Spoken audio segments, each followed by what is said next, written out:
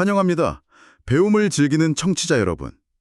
단순히 지식을 나열하는 게 아니라 그 복잡한 정보의 산더미 속에서 가장 빛나는 통찰을 캐내는 시간, 오늘의 심층 탐구를 시작하겠습니다. 네, 오늘 우리가 다룰 자료들은 정말 세상을 보는 방식을 완전히 바꿔놓을 만한 내용들이죠. 맞아요. 자, 이거 한번 파헤쳐보죠. 청취자 여러분, 만약 화면의 밝기나 조명이 아무리 바뀌어도 사물의 완벽한 윤곽을 픽셀보다 더 정밀하게 잡아내고 심지어 육안으로는 보이지 않는 사람의 심장 박동을 그냥 영상만으로 찾아낼 수 있다면 믿으시겠습니까? 사실 처음 들으면 약간 마술이나 SF 영화 같잖아요. 그렇죠. 그런데 오늘 우리가 탐구할 자료에 그 마법의 비밀이 담겨 있습니다. 신호 처리부터 비전 검사, 그리고 최신 인공지능 분야까지 관통하는 아주 핵심적인 개념, 바로 위상 정보의 복원과 활용에 대한 이야기입니다. 네, 우리가 보통 세상을 인식할 때 빛의 양, 그러니까 진폭에 엄청나게 의존하거든요. 화면에 얼마나 밝은지, 소리가 얼마나 큰지 같은 거요. 가장 직관적이니까요. 맞아요. 그런데 문제는 이 진폭이라는 게 외부 환경에 너무 쉽게 흔들린다는 겁니다. 조명이 살짝만 어두워지거나 마이크가 조금만 멀어져도 데이터 값이 확 변해버리거든요. 그래서 우리가 눈으로 보는 껍데기, 즉 빛의 양보다 그 안에 숨겨진 구조의 본질, 위상이 더 중요한지가 오늘의 핵심 미션이 되는 거군요. 정확합니다. 수학자와 엔지니어들은 이 구조적 본질을 위상이라고 부르는데요. 카메라나 마이크로 들어온 하나의 덩어리진 신호에서 진폭이라는 껍데기와 위상이라는 뼈대를 어떻게 분리할 것인가. 여기서부터 모든 이야기가 시작됩니다. 약간 진폭이 화려한 옷이나 화장 같은 거라면 위상은 엑스레이로 찍어보는 뼈대 같은 거네요. 화장을 지운다고 사람 골격이 변하지 않는 것처럼요. 오, 아주 정확한 비유입니다. 그리고 이 두 가지를 분리해내기 위해 신호 처리 분야에서 쓰는 아주 강력한 수학적 도구가 바로 힐버트 변환입니다. 힐버트 변환.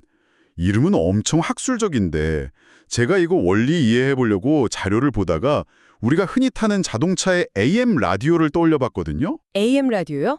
어떻게 연결하셨죠? 그러니까 AM 라디오에서 우리가 듣고 싶어하는 DJ 목소리나 음악은 전파의 진폭, 전문 용어로 포락선에 실려 있잖아요. 네네, 그렇죠. 반대로 그 음악을 방송국에서 우리 차 안까지 실어 나르는 일정한 형태의 눈에 보이지 않는 전파, 즉 반송파의 구조가 위상인 셈이고요.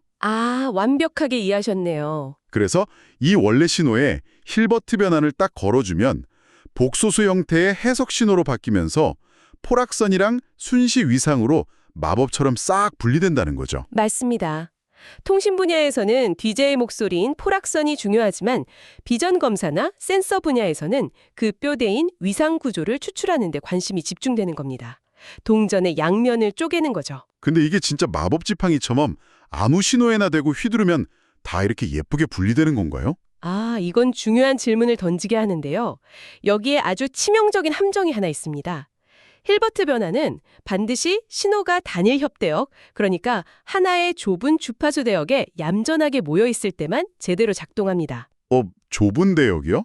그러니까 오케스트라 전체 연주를 통째로 듣는 게 아니라 바이올린 한 대 소리만 따로 떼어내야 한다는 뜻인가요? 네, 맞아요. 다양한 주파수가 막 섞여 있는 광대역 신호에 다짜고짜 힐버트 변환을 걸면 수학적으로 대참사가 일어납니다. 계산 과정에서 순시 주파수가 갑자기 마이너스 값으로 튀어버리는 기현상이 생기거든요. 마이너스요. 시간 흐름에 따라 주파수가 거꾸로 간다는 건 물리세계에선 불가능하잖아요. 그러니까요. 이걸 모두 혼합 몸재라고 부릅니다. 서로 다른 주파수 성분들이 막 엉키면서 위상 정보를 완전히 쓰레기로 만들어버리는 거죠. 그래서 보고 싶은 특정 주파수 대역만 통과시키는 대역 필터링을 무조건 먼저 해줘야 하는 거군요. 오케스트라에서 바이올린 소리만 걸러내는 필터를 씌운 다음에 힐버트 변환을 해야 진짜 의미 있는 뼈대를 얻을 수 있다. 정확합니다.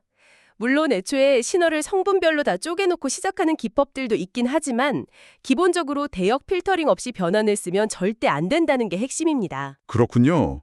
1차원적인 소리나 진동 신호는 머릿속에 좀 그려집니다. 근데 여기서 방향을 좀 틀어보죠. 차원 하나 높여서 우리가 매일 보는 ED 이미지로 넘어가면 어떨까요? 이미지는 뚜렷한 경계선도 있고 텍스처의 노이즈까지 다 섞인 극단적인 광대역 신호잖아요. 네. 그래서 이미지에 그냥 힐버트 변환을 걸면 앞서 말한 모두 혼합이 화면 사방에서 터지게 됩니다. 당연히 이미지에서도 대역 필터링이 필수적이죠. 여기서 정말 흥미로워지는 부분이 자료를 보면 오디오 처리할 때는 버터워스나 채비셰프 같은 흔한 필터들을 쓰잖아요. 근데 이미지 분석에서는 왜 유독 값업 필터라는 걸 써야 한다고 그렇게 강조하는 건지 궁금했습니다. 그냥 일반 필터 쓰면 안 되는 결정적인 이유가 있나요? 이걸 더 큰 그림과 연결해보면 물리학의 아주 근본적인 원리 하나를 마주하게 됩니다. 바로 하이젠베르크의 불확정성 원리죠. 양자역학에서 입자 위치랑 운동량 동시에 알 수 없다는 그거요? 그게 신호 처리에도 나와요? 네, 신호 처리에서는 시간 혹은 공간과 주파수의 불확정성으로 나타납니다. 버터워스 같은 전통적인 필터는 주파수만 아주 날카롭게 걸러내는 데는 탁월해요. 그럼 좋은 거 아닌가요? 문제는 주파수에만 집중하다 보니까 이미지 안에서 그 패턴이 정확히 화면 어디에 위치해 있는지 공간 정보를 다 잃어버리게 된다는 겁니다. 이미지 분석에서는 이 빗살무늬 패턴이 화면 오른쪽 아래에 있다. 이런 위치 정보가 생명인데 그걸 놓치게 되는군요. 맞습니다. 공간을 또렷하게 보려면 주파수가 뭉개지고 주파수를 정밀하게 보려면 공간 위치를 포기해야 하는 딜레마죠. 그런데 데니스 가버가 발명한 이 가버 필터는 정말 경이롭습니다. 이 딜레마 상황에서 이론적으로 도달할 수 있는 최적점, 즉 불확정성 하한에 완벽하게 도달하는 필터거든요. 불확정성 하한이요. 그러니까 특정 위치 근처에 있는 특정 주파수 패턴만 동시에 가장 선명하게 잡아내는 최적의 타협점이라는 거네요. 네, 공간과 주파수를 동시에 국소화하는 거죠. 게다가 더 놀라운 건 가버 필터 자체가 실수부랑 허수부가 완벽한 힐버트상을 이루고 있다는 겁니다. 잠깐만요. 그러면 굳이 필터링 따로 힐버트 변환 따로 할 필요가 없다는 뜻인가요? 바로 그겁니다. 이미지를 가버 필터에 딱 한 번 통과시키면 대역 필터링이랑 힐버트 변환이 동시에 끝나버려요. 실수부를 거치면 진폭 포락선이 되고 허수부를 거친 결과랑 조합하면 바로 순시 위상이 튀어나오는 마법의 도구인 거죠. 와, 1타 2피네요. 이미지 분석에서 왜 그렇게 가보 필터를 찬양하는지 이제야 이해가 갑니다. 자, 청취자 여러분, 그럼 이게 다 무슨 의미일까요? 이론적으로 아름다운 건 알겠는데 이게 실생활에서 어떤 힘을 발휘하는지 살펴봐야죠. 저는 위상을 사물을 덧보기에 속지 않고 뼈대만 스캔하는 엑스레이 안경이라고 요약하고 싶거든요. 네, 자료에 나오는 5가지 핵심 이점들을 보면 그 엑스레이 안경이 얼마나 강력한지 알 수 있죠. 첫 번째는 증폭과 위상의 완벽한 분리 그 자체고요. 두 번째가 산업 현장에서 압도적인 장점인 조명 변화에 대한 강한 내성입니다. 조명 변화요? 공장 제조 라인 같은 데서 쓸 때 말이죠. 맞아요. 은색 금속 부품의 표면 스크래치를 카메라로 검사한다고 쳐보죠. 햇빛 각도나 실내 조명 깜빡임 때문에 카메라에 찍히는 픽셀의 밝기, 즉 진폭은 계속 널뛰기를 합니다. 진폭만 보면 그냥 짙은 그림자를 큰 크랙으로 오해할 수도 있겠네요. 그렇죠. 치명적인 에러죠. 하지만 위상은 조명이 밝든 어둡든 표면이 꺾여 있는 기하학적 각도 자체만을 봅니다. 조명에 절대 속지 않는 진짜 경계를 찾아내는 거죠. 정말 엑스레이 안경이네요. 그리고 또 하나 놀랐던 게 픽셀 격자를 뛰어넘는 서브 픽셀 정밀도라는 거였어요. 카메라가 1000만 화소면 딱 1000만 개 격자로만 보는 거 아니었나요? 진폭감만 쓰면 픽셀 단위의 한계에 갇히죠. 하지만 위상은 마이너스 180도에서 플러스 180도까지 부드럽게 이어지는 연속적인 각도값입니다. 그래서 픽셀과 픽셀 사이를 넘어갈 때 위상이 어떻게 변화하는지를 역산하면 물리적인 픽셀 격자 사이에 10분의 1, 100분의 1 위치에 있는 미세한 변화까지 측정할 수 있습니다. 와, 물리적인 렌즈의 한계를 수학으로 그냥 돌파해버리는 거군요. 게다가 이 구조분해 기능이 이미지뿐만 아니라 다른 차원에서도 똑같이 적용된다면서요? 네, 오디오나 진동 센서 도메인으로 그대로 가져가면 엄청난 증폭 효과가 일어납니다. 비전 검사에서 조명에 강했던 장점은 오디오에서는 마이크 감도나 거리가 변해도 목소리의 본질적인 음색을 잃지 않는 특성으로 취한됩니다. 진짜 결함 소리랑 가짜 노이즈로 구별하는 데 탁월하죠. 그럼 그 비전에서 말한 서브 픽셀 정밀도는 오디오로 가면 어떻게 되나요? 시계열 신호니까 샘플링 주파수 간격을 뛰어넘는 서브 샘플 시간 정밀도가 되는 겁니다. 고장이 발생한 찰나의 순간을 샘플링 단위보다 더 미세하게 쪼개서 찾아낼 수 있죠. 이야, 정말 소름 돋네요. 그리고 여기서 드디어 오프닝에 말했던 그 비디오 이야기로 넘어갈 수 있겠습니다. 서브 픽셀 단위의 정밀도를 비디오라는 시간축에 적용한 게 그 유명한 MIT의 오일러리안 비디오 증폭 기술인 거죠. 맞습니다. 사람이 가만히 있을 때 심장이 뛰면 얼굴 피부가 아주 미세하게 부풀어 오르잖아요. 0.01mm도 안 되는 수준이라 카메라 픽셀 밝기 변화로는 측정이 불가능에 가깝습니다. 청취자 여러분, 방금 들으셨나요? 사람 피부색의 밝기 변화를 보는 게 아니라 피부가 미세하게 카메라 쪽으로 다가왔다 멀어질 때 생기는 그 공간적 위상의 흔들림을 추적한다는 거잖아요. 네, 프레임들을 겹쳐놓고 특정 주파수 대역의 위상 변화량만 분리해서 과장되게 증폭시키는 겁니다. 그러면 눈에 안 보이던 심장박동 진동이 모니터 화면에 그대로 드러나는 거죠. 카메라 흔들림 전체의 위상 변화랑 실제 물체의 국소적인 뒤틀림을 구별해내는 것도 공장 제조 라인에서는 엄청난 혁신입니다. 보이지 않는 생명력을 수학으로 읽어내는 느낌입니다. 자, 근데 전문가님, 지금까지는 다 원래 신호가 온전히 있는 상태에서 위상을 예쁘게 분리하는 방법이었잖아요. 이제 궁극적인 문제로 진입해보죠.